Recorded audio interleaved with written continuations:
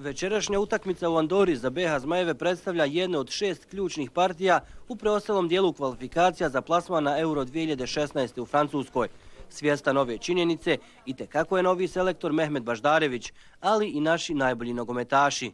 Do sad smo puno pričali, a maltene nismo ništa napravili na terenu i sigurno da je ta utakmica s Andorom prilika da pobjedimo nekoga i da na neki način malo dignemo i samopouzdanje i vjeru u sebe što smo, može se reći, izgubili ove prve 4 utakmice.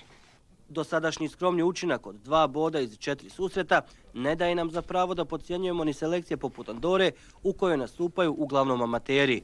Uprkos skromnom učinku u dosadašnjem dijelu kvalifikacija, BiH javnost i dalje vjeruju u plasman Zmajeva na evropsko prvenstvo. Moraju igrati, pa ako dobro igraju doći i rezultat. Znači moraju pobijediti i onda poslije toga ako nastavi dobrom igrom donijeće i rezultat. Ako ne pobjedimo večeras sa 3:0 ne trebamo dalje da učestvujemo. Jaka smo i reprezentacija, igrali smo zadnju utakmicu, vidjeli smo kako je bila na kraju, sudija je ipak sve odradio, tu zafrkao nas i mislim da možemo pobjediti. Ako sve pobjedimo, ja mislim da ćemo se plasirati. Sad je sve do psihe u glavi naših igrača i trebamo ih podržati uvijek i kad je loše i kad je dobro. Kod Andore ne možemo da pobjedimo, no nemamo potrebe ni razmišljati o daljem.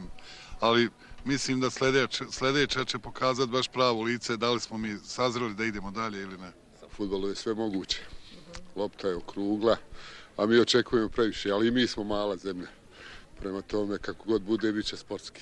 Trebalo bi naša reprezentacija napokon da se vrati na taj pobjednički kolosijek kojeg je imala u prethodno vrijeme. Moramo razmišljati optimistično. Zašto da pričamo o nekom porazu kad smo najbolja reprezentacija na svijetu, zar nije tako? Da je nogometna reprezentacija i dalje najpopularniji sportski kolektiv u našoj zemlji, dokazuje i činjenica da je prvi trening nakon okupljanja za javnost zatvoren u posljednji čas, jer je tribina stadiona u trening centru bila premala da primi sve one koji su željeli pratiti taj događaj u Zenici. Navijači nisu pali na ispitu vjernosti. Džeko, Pjanić, Spahić i ostali Zmajevi pobjedama u preostalim kvalifikacionim mečevima ovu odanost mogu im uzvratiti na najbolji način, pobjedama.